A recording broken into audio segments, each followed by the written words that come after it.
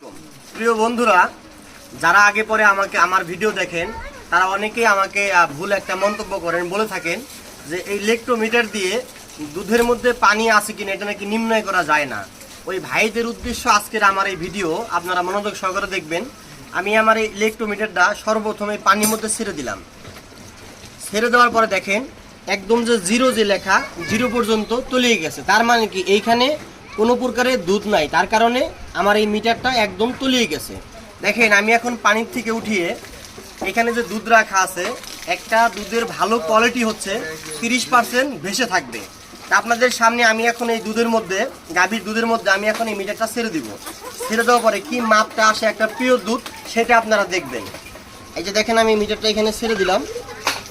ছেড়ে দেওয়ার পরে দেখেন কত পরিমাণ মাপ আসছে ভাই, লেখা দেখা যায় 30% ক্লিয়ার। কত পার্সেন্ট ভেসে আছে? 30% ভেসে আছে। আপনি এখন দেখেন 30% ভেসে আছে, তার মানে কি এই দুধটা 100% পিওর এবং কি ভালো। আপনারা যারা কিনে খান এরকম পিওর দুধ কিনে খাবেন। এখন বুঝবেন এই গাভীর দুধের মধ্যে পানি কতটুকু আছে, আপনি কিভাবে বুঝবেন? আপনাদের চোখের সামনে এখান থেকে আমি অর্ধেক পানি ফেলে দিব। এই দেখেন থেকে দেখেন একটু, আমি অর্ধেক পানি এখানে ফেলে দিলাম। অর্ধেক ফেলে দেওয়ার পর আমি এখান থেকে এই পানির মধ্যে দুধটা মিশাল করব। দেখেন অর্ধেক পরিমাণ পানি ফালানোর পরে আমি এখানে পানির মধ্যে এই দুধটা মিশাল করতেছি। দেখেন মিশাল করার পরে একটা ভালো দুধের মাপ ছিল 30% ভেসে থাকবে। এখানে অর্ধেক দুধ অর্ধেক পানি, পানির সংখ্যাটাই বেশি। এরপরও বোঝানোর জন্য আমি এখন এই ইলেকট্রোমিটার দিয়ে আপনাদেরকে এই পানি এবং কি দুধ মিশ্রণ ইয়ার মধ্যে ছেড়ে দিচ্ছি। আপনারা মাপটা এখন দেখবেন সকলেই।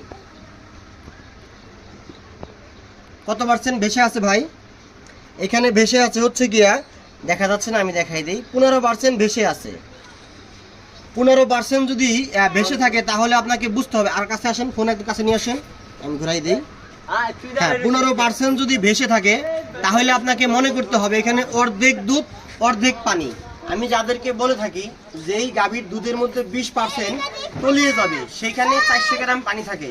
তা আশা করি আপনারা বিষয়টা বুঝতে পারছেন। অনেকেই হয়তো কমেন্টে আমাকে বলেন যে এই মিটার দিয়ে শুধুমাত্র দুধের ঘনত্ব মাপা যায় না, দুধের ঘনত্ব মাপা যায়, এটা দিয়ে দুধের মধ্যে পানি আছে কিনা এটাও পরীক্ষা করা যায়। আর একটা জিনিস আপনারা খেয়াল রাখবেন, সূর্যের তাপমাত্রা খেয়াল করতে হবে। যদি অতিরিক্ত তাপমাত্রা থাকে, আপনার দুধের তাপমাত্রা যদি 30-এর ঊর্ধ্বে থাকে, সেই ক্ষেত্রে অ্যাকুরেট মাপ পাবে আপনি 32 থেকে 33-34% পর্যন্ত। সেই ক্ষেত্রে একটা গাভীর দুধে যদি 25% ভেসে থাকে, ওই দুধটাকেও ভালো বলে আপনি গণ্য করতে পারবেন, কারণ দুধের তাপমাত্রা অনুযায়ী।